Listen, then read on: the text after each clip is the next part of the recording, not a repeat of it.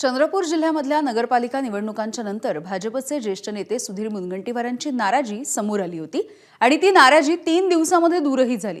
जिल्ह्यामधील निवडणुकीची जबाबदारी देखील कुणावरती असणार हे देखील ठरलं। मात्र त्यानंतरही मुनगंटीवार आणि जोरगेवार यांच्यामधलं कोल्ड वॉर अजूनही सुरू आहे। ही धुसफूस संपवण्यासाठी वरिष्ठांनी एक बैठक घेतली, पण या बैठकीमध्ये देखील धुसफूस संपण्याच्या ऐवजी शाब्दिक खटकेच उडाले असं समोर आलं। चंद्रपूरमधल्या राजकारणामध्ये नेमकं काय घडतंय आणि याचे नेमके काय परिणाम होऊ शकतात जाणून घेऊया। चंद्रपूरमध्ये भाजप आणि शिवसेना यांच्या युतीवर शिक्कामोर्तब झालाय।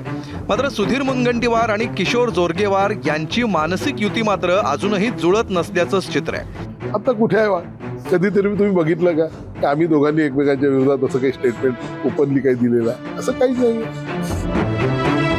चंद्रपूर भाजपात असलेल्या या वादांबाबत गुरुवारी रात्री उशिरा एक वेगळी बैठक झाली। चंद्रशेखर बावनकुळे आणि माजी खासदार हंसराज अहिर यांच्यासह इतर सर्व नवनियुक्त पदाधिकारी या बैठकीला हजर होते। नागपूरमधल्या भाजपच्या विदर्भ विभागीय कार्यालयात झालेल्या या बैठकीत मुनगंटीवार आणि जोरगेवार यांच्यातील वाद सोडवण्यासाठी पक्षाच्या वरिष्ठांनी आपलं कसबपणाला लावलं। मात्र या बैठकीतही या 2 वारांमध्ये जोरदार खडाजंगी आणि शाब्दिक चकमक झाल्याची माहिती बाहेर आली। माध्यमांसमोर मात्र सर्व काही अलबेल असल्याचं सांगत जोरगेवारांनी माध्यमांनाच प्रश्न विचारला। मुनगंटीवार असो, वडेट्टीवार असो, जोरगेवार असो, हा वारांचा जिल्हा आहे, वाघांचा जिल्हा आहे, त्याच्यामुळे आवाज हा आहेच आहे मोठा आमचा। टेरिटोरियल फाईटसाठी म्हणून इकडे आम्ही वाघांच्या झुंडी पाहतो, असं काय व्हायची शक्यता? असं काही नाही। मनपा निवडणूक भारतीय जनता पार्टी एक वेगळ्या विचारांचा, शेवटच्या माणसाचा अंत्योदयाचा विचार करणारा हा पक्ष आहे आणि इथे कार्यकर्त्यांचा सन्मान व्हावा, योग्य कार्यकर्त्यांना न्याय मिळावा, ही भूमिका आम्हा सर्वांचीच आहे। त्यामुळे काही असा काही सीमावाद ज्याला म्हणता येईल असा काही नाहीये। तर या बैठकीला हजर असणारे चंद्रपूरचे निवडणूक निरीक्षक चैनसुख संचेतींनी बैठकीत कुठलाही वाद झाला नसल्याचं सांगत सावरून घेण्याचा प्रयत्न केला। सर्व निवडणूक महानगरपालिकेची पूर्ण ताकदीनिशी लढण्याचा निर्धार झालेला आहे। कोणत्याही प्रकारचा या ठिकाणी मतभेद हे कोणाकडेही दिसून आले नाही।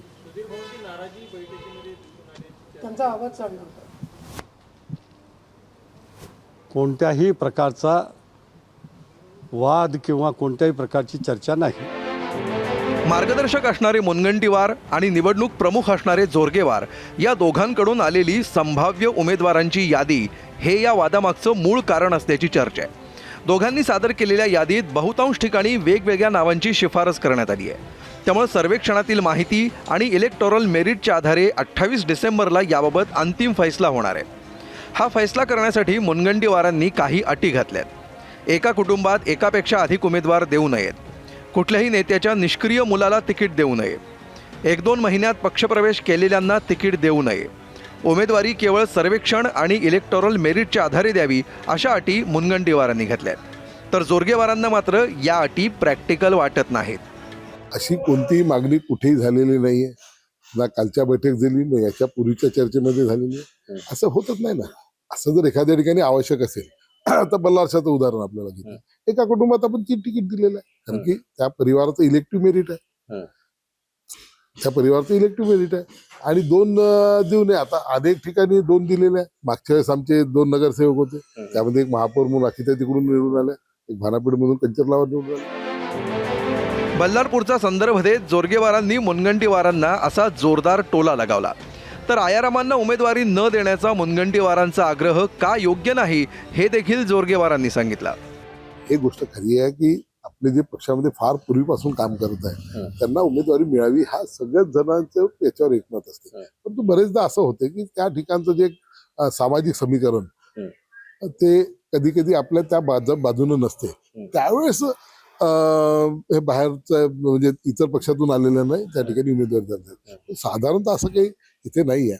जे काम करणारे जे आपले पूर्वीपासून आहे त्यांनाच त्या ठिकाणी उमेदवारी, जवळजवळ 90-95% उमेदवारी ही त्यांनाच जाईल या पद्धतीचं।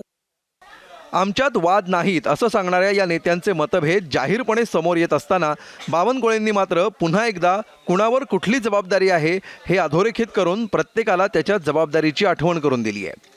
मुनगंटीवारचे आमचे नेते आहेत आणि त्यामुळं राज्याचे महत्त्वाचे नेते आहेत त्यामुळे मुनगंटीवार साहेबांच्या नेतृत्वामध्ये चंद्रपूर आणि या विदर्भातल्या आम्ही नगरपालिका महानगरपालिका लढतो आहे. फरांदे पण नाराज होते अशी चर्चा सुरू होती काल. फार स्थानिक नाराजी लेवलला वाढत चालली आहे. स्थानिक लेवलला पक्षप्रवेश होताना काही नवी काही जुने असं करताना जुने कार्यकर्ते नाराज होतात, पण भाजपाचा DNA असा आहे की कोणी भाजपमध्ये आल्यानंतर मात्र नंतर त्यांना सामावून घेतो आणि पुढं आम्ही आमचं काम चालू करतो.